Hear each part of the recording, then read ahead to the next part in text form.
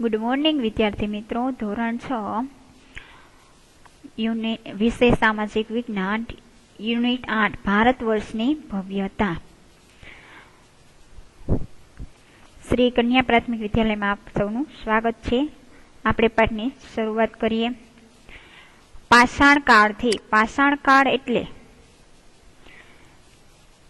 પથ્થરનો યુગ, જે આદિવાસી સમયમાં જોવા મળતો હતો. તો આ પાષાણ કાળથી લઈને જે આદિવાસીઓ પથ્થરના હથિયારોનો ઉપયોગ કરતો તે સમયની વાત છે. તો ત્યાંથી લઈને લગભગ 8મી સદી સુધી પ્રાચીન ભારતના ઇતિહાસનું આપણે અધ્યયન કર્યું. હવે આપણે વિભિન્ન કાળની સંસ્કૃતિ એટલે કે અલગ અલગ સમયમાં જે સંસ્કૃતિ અલગ અલગ પ્રચાર થઈ હતી તે વિષયક અને તેના શાસકો એટલે કે તે રાજ્યમાં જે રાજાઓનું શાસન ચાલતું હોય તે શાસકો વિશે આપણે માહિતી મેળવી. અને હવે ભારત એક ઉપખંડ જેટલું મોટું રાષ્ટ્ર છે. તો પ્રાચીન કાળથી અનેક જાતિ પ્રજાતિઓના સમૂહો દેશની સમૃદ્ધિથી આકર્ષાય આ દેશમાં આવતા રહ્યા છે. તો જેના કારણે ભારતીય સંસ્કૃતિમાં જે વિવિધતાનો સંગમ રચાયો છે, જે જવાહર નહેરુ જેને વિવિધતામાં એકતા કહેતા હતા, કે આપણા દેશમાં જે આટલી સંસ્કૃતિઓનો વિકાસ થયો છે, તો જવાહરલાલ નહેરુ એને શું કહેતા હતા? વિવિધતામાં એકતા, કે આ વિવિધતા સંસ્કૃતિ છે એમાં પણ એકતા જોવા મળે છે. તેવા આ મહાન દેશની કલા અને સ્થાપત્ય તથા એ સમાજ જીવનની આપણે હવે માહિતી મેળવીશું, જેનાથી પ્રાચીન ભારતની પ્રજાના જે ગૌરવશાળી વારસો છે એ વારસાની આપણને માહિતી મળી શકે. ત્યારબાદ છે પ્રાચીન ભારત ખેતી.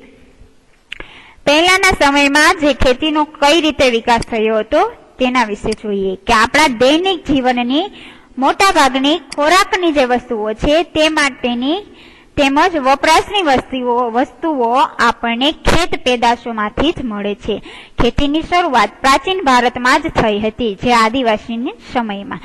તે સમયમાં પણ ખેતી માટે વિવિધ ઓજારો અને સિંચાઈની પણ વ્યવસ્થા થઈ હતી. પ્રાચીન સમયમાં ઘઉં, જવ, ડાંગર, જુવાર, બાજરી, તલ, વટાણા વગેરે પાકોની ખેતી લેવામાં આવતી હતી. ત્યારબાદ ઓજારો.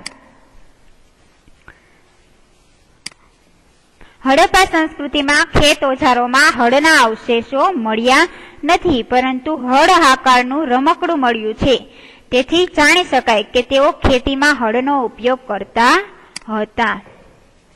હળ આકારનું રમકડું આશરે 2500 વર્ષ પહેલાના સમયથી ખેતી માટે શેનો ઉપયોગ થતો? લોખંડના સાધનનો ઉપયોગ વધતો જતો હતો, અને તેમાં જંગલોને સાફ કરવા માટે પણ કુહાડીઓ, હળના ફણા એટલે કે ફાલ કહીએ છીએ તેનો સમાવેશ થતો હતો. આ ઉપરાંત દાંતરડું અને કુહાડાથી તેઓ પરિચિત જ હતા. ત્યારબાદ છે સિંચાઈ. સમૃદ્ધ ગામડાઓમાં એટલે કે જે વિકાસ થઈ ગયો હોય, વિકસિત હોય એવા ગામડાઓમાં વગર રાજાઓ અને તેમના રાજ્યનું ટકી રહેવું મુશ્કેલ હતું. કેમ? વગર રાજાઓ એટલે કે કોઈ રાજા ન હોય અને એ રાજ્યને ટકી રહેવું ખૂબ જ મુશ્કેલ હતું.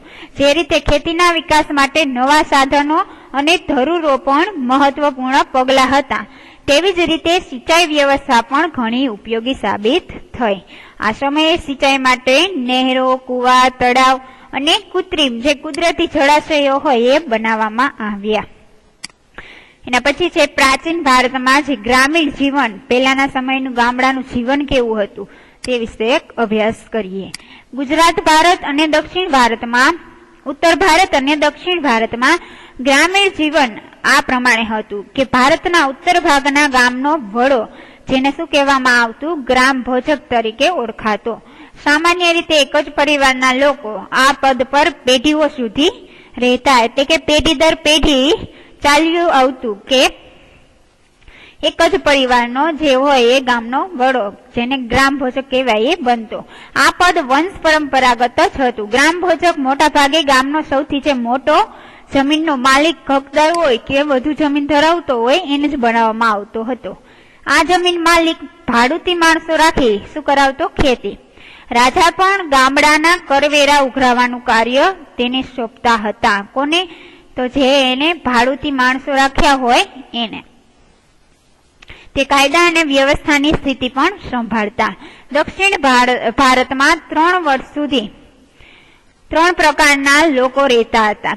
એક તો મોટા જમીનદારો હતા, બીજા એક નાના ખેડૂતો હતા, અને એક જમીન વિહોણા એટલે કે જમીન વગરના મજૂરો, એને દાસ પણ કહેવાય છે. ત્યાર પછી છે ગામડાનું ગ્રામીણ જીવન જોયું. હવે નગર જીવન જોઈએ, શહેરી જીવન.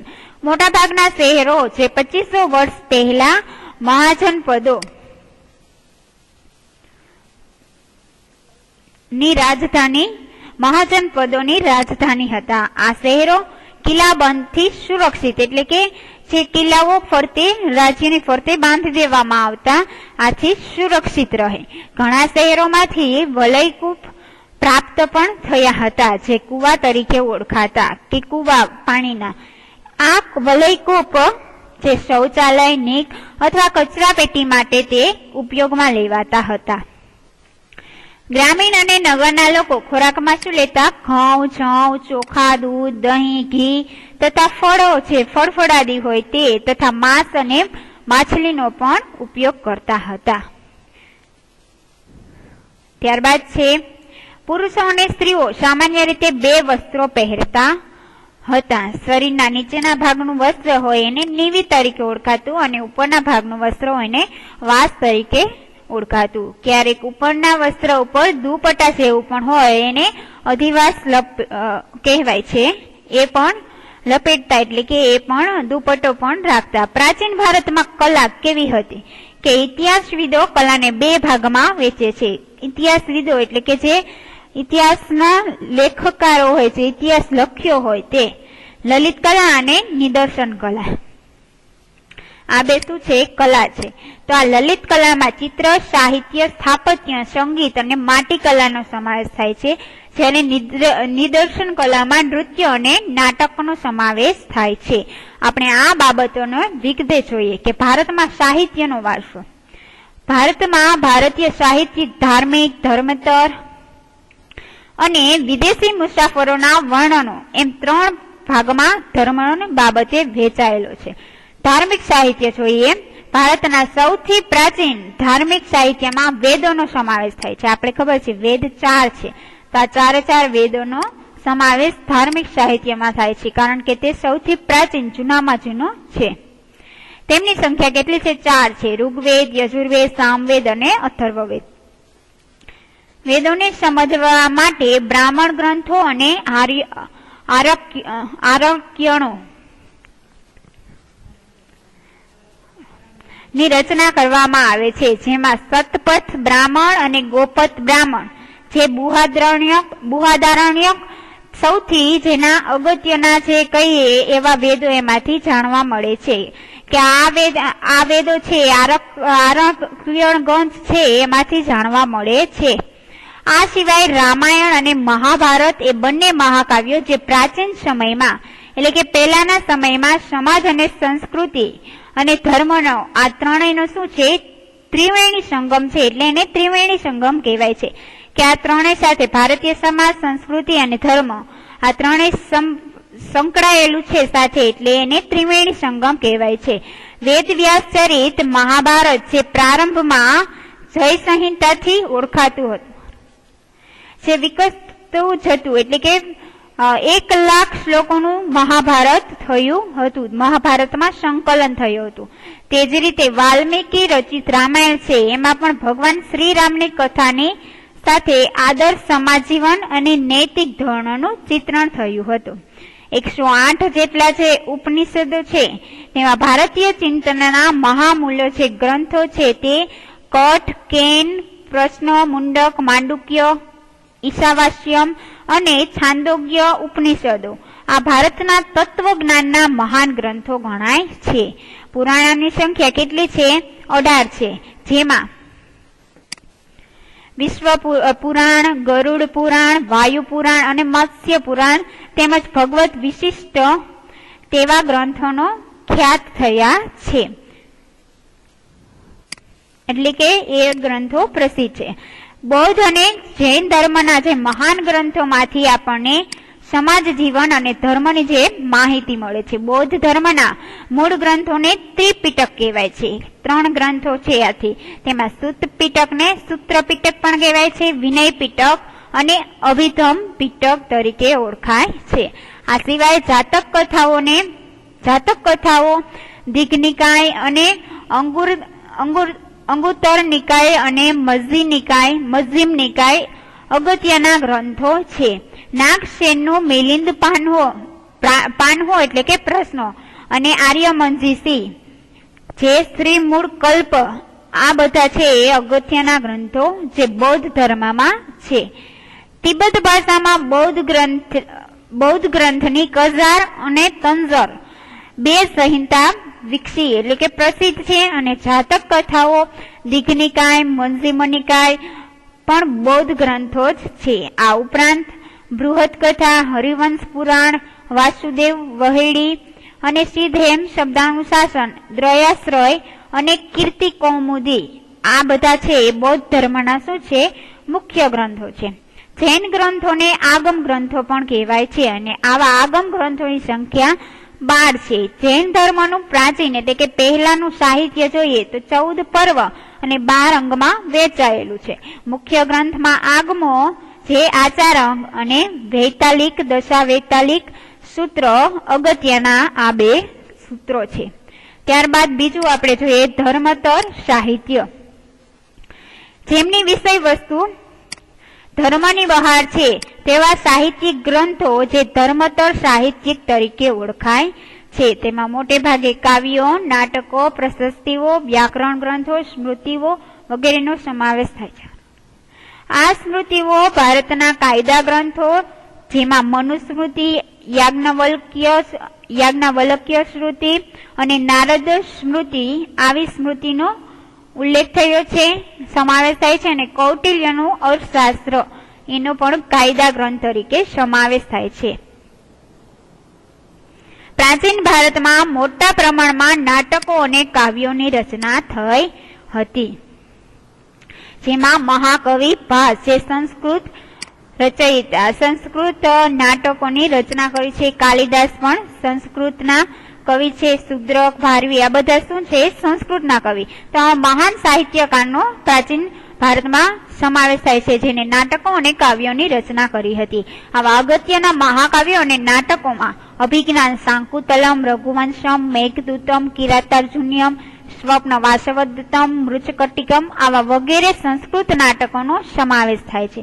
દક્ષિણ ભારતમાં એક વિશિષ્ટ સાહિત્ય જેને સંગમ સાહિત્ય કહેવામાં આવે છે તેની રચના ઈસવીસન ની પ્રથમની જે 3 સદીઓ હતી એમાં થઈ હતી. મદુરાઈમાં 3 સંગમ એટલે કે સભામાં 1600 જેટલા જે લોકકવિઓએ વીરકાવ્યોની રચના કરી. આ સાહિત્યમાં શિલ્પદિકારમ અને મણિમેખલાય ખૂબ જ અગત્યના ગણાય છે. જે બંને શું છે નામ છે શિલ્પદિકારમ અને મણિમેખલાય. ત્યાર પછી છે સંસ્કૃત ભાષામાં સર્વશ્રેષ્ઠ વ્યાકરણ ગ્રંથ જે પાણિનીનું જે પાણિનીએ રચના કરી છે અષ્ટાધ્યાયી જે ઈસવીસન પૂર્વે 5મી સદીમાં રચાયું હતું. અને અશોકના શિલાલેખો પણ પ્રાચીન ભારતના ઇતિહાસમાં જે મૌર્ય સામ્રાજ્યનું વહીવટતંત્ર અને તેના જે બૌદ્ધ ધર્મના નૈતિક નિયમો હતા એની માહિતી આપણને આ અશોકના શિલાલેખમાંથી મળી રહે છે. ગુપ્ત કાળમાં પ્રશસ્તિ કાવ્યો અને ગ્રંથોનો પણ ઘણો વિકાસ થયો હતો. સમુદ્રગુપ્તની પ્રયાગ પ્રશસ્તિના લેખક છે કોણ હતા? હરિસેન હતા. તો ઉદયગીરીની ચંદ્રગુપ્ત દ્વિતીયની પ્રશસ્તિના લેખક વીરસેન સાબા હતા. વીરસેન સાબા. અને બાણ છે એ સંસ્કૃતના મહાકવિ છે. તો આ હર્ષચરિતમ માં તેને હર્ષની પ્રશસ્તિ એટલે કે એના વખાણ હર્ષ વિષયક એને જે લખ્યું હતું પુસ્તક એ હર્ષચરિતમ હર્ષવર્ધન. તો તો એ પ્રશસ્તિ તરીકે ઓળખાય છે. ત્યારબાદ છે વિદેશી મુસાફરોના વર્ણન. ભારતમાં સદીઓથી અનેક વિદેશી પ્રવાસીઓનો આવતા રહે છે, જેમણે પોતાના ભારત પ્રવાસના વર્ણનો પણ લખ્યા છે અને તેમની આ પ્રવાસ નોંધોમાંથી ભારતીય સંસ્કૃતિ કેવી હતી, એનું પ્રજાજીવન કે કોઈ પણ રાજ્યમાં છે, આપણે જોઈએ કે રાજા હર્ષવર્ધનના રાજ્યમાં તે ગયો હતો તો ત્યાંની સંસ્કૃતિ, ત્યાંનો પહેરવેશ, કે રાજા હર્ષવર્ધન જે બૌદ્ધ ધર્મ સભામાં જે પ્રયાગ સ્થાને તે દર 5 વર્ષે બૌદ્ધ ધર્મ સભા ભરતો હતો તેના વિશે લખ્યું હતું. ત્યારબાદ 100 ગામો જેટલા તેને બૌદ્ધ ધર્મનો વિકાસ કરવા માટે તેને ભેટ સ્વરૂપે આપ્યા હતા. પછી નાલંદા વિદ્યાપીઠને આપ્યા હતા. તો આ બધું ત્યારબાદ જે ધર્મગંજ નામનું મોટું પુસ્તકાલય પણ નાલંદા વિદ્યાપીઠમાં હતું. તો આ બધી જે ચીની મુસાફર વ્યુએન સાંગ આવ્યો હતો તેને બધી હર્ષવર્ધનની વિષયક માહિતી નોંધી હતી. તો એનું પ્રજાજીવન ને બધી માહિતી આપણને શેમાંથી મળે છે કે વિદેશી જે પ્રવાસી આવે એનું વર્ણન જે એની પુસ્તકમાં લખ્યું હોય તેના વિશે તેમાંથી. આવા મુસાફરોમાં ચંદ્રગુપ્ત મૌર્યના દરબારમાં રહેલો ગ્રીક એલ્ચી જે મેગેસ્થનીસ જે ખૂબ જ અગત્યના છે અને તેમણે ઇન્ડિકા નામનું જે પુસ્તક લખ્યું હતું એ નામનો એક ઉત્કૃષ્ટ ગ્રંથ લખ્યો હતો જેમાં મૌર્ય યુગ વિશે આપણને માહિતી પ્રાપ્ત થાય છે. એ જ પ્રમાણે ગ્રીક નાવિક એક હતો તે ટોલોમીએ ભૂગોળ વિશે લખેલા ગ્રંથમાં ભારતના બંદરો વિશેની માહિતી મળે છે અને ચંદ્રગુપ્ત દ્વિતીયના સમયમાં આવેલ ચીની મુસાફર ફાહિયાને તથા સમ્રાટ હર્ષવર્ધનના સમયમાં આવેલ ચીની મુસાફર યુએન સાંગ અને તત્કાલીન ભારતીય સમાજ જીવન અને શાસકો એટલે કે રાજાઓ અને સંસ્કૃતિનું તેને અદ્ભુત રીતે ચિત્રણ કરેલું છે. ત્યારબાદ છે વેપારીઓ અને નવા માર્ગો કે પ્રાચીન સમયમાં ભારત વિવિધ ચીજ વસ્તુઓ તેમજ વિદેશો સાથે વેપાર વાણિજ્યમાં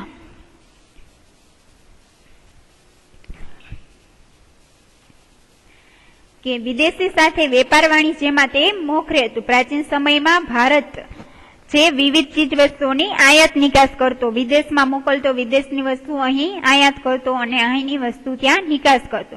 તો આવા વેપાર વાણિજ્યમાં મોખરે હતું. આપણે ત્યાંથી જે માલ સામાનની નિકાસ થતી તેમાં તેજાના, મરી, મસાલા એવું અને સુતરાઉ કાપડનો સમાવેશ થાય છે. વેપારના કારણે ભારતની આર્થિક સમૃદ્ધિ એક શિખરે હતી એટલે કે એક વિકાસ કરી રહી હતી. દેશ વિદેશ સાથેનો વેપાર જે જમીન માર્ગ, સમુદ્ર માર્ગ દ્વારા થતો હતો અને લોથલ બંદર છે જે લોથલ હડપ્પીય સંસ્કૃતિનું એક મોટું બંદર હતું. લોથલમાં બંદરની ગોદી જે ડોકયાર્ડ તરીકે જે વહાણના ધક્કો હોય એને ડોકયાર્ડ કહેવાય અને વખારના અવશેષો ત્યાંથી મળ્યા છે જે દરિયાઈ વાહન વ્યવહારની માહિતી આપે છે. લોથલના લોકો માટીકામના વિવિધ ઘાટના વાસણો બનાવતા, વિવિધ પ્રકારના દરદાગીના એટલે કે અંગમાં પહેરવાનું દાગીનું એક અને સેલ ખડી અને છીપ, હાથીના દાંતમાંથી બનાવેલ મણકાઓનો તે વેપાર કરતા હતા. શંખ અને છીપ હોય તેને છીપ કહેવાય. ભારતના મરી મસાલા અને કિંમતી પથ્થરોની વિશેષ ત્યાં વિદેશમાં માંગ હતી. ભારતથી સ્થળ માર્ગ મધ્ય એશિયા થઈને ક્યાં જતો હતો? યુરોપ સુધી સુતરાઉ કાપડ, રેશમી કાપડ, મસાલાની નિકાસ છેક ભારત યુરોપ સુધી કરતું હતું. ખંભાત બંદર, ભરૂચ બંદર, સોપારા બંદર, તમ્રલિપ્તિ જેવા આંતરરાષ્ટ્રીય બંદરો હતા કે આંતરરાષ્ટ્રીય એટલે કે વિદેશમાં જતા હોય તો એ માધ્યમથી વિશ્વના પૂર્વ અને પશ્ચિમ ભાગનું જે સુતરાઉ કાપડ, રેશમી કાપડ, મસાલાના, તેજાના અને ઇમારતી લાકડું હતું એના દ્વારા આપણે વિદેશમાં આ વસ્તુઓની માલની નિકાસ કરતા અને જ્યારે સોનું, ચાંદી અને અન્ય વસ્તુઓ હતી એ આપણે બીજા દેશમાંથી આપણા દેશમાં લઈ આવતા, આથી એને આયાત કહેવાય છે. વિદ્યાર્થી મિત્રો આટલું રાખી ત્યારબાદ પછીના લેક્ચરમાં જોઈશું. Thank you.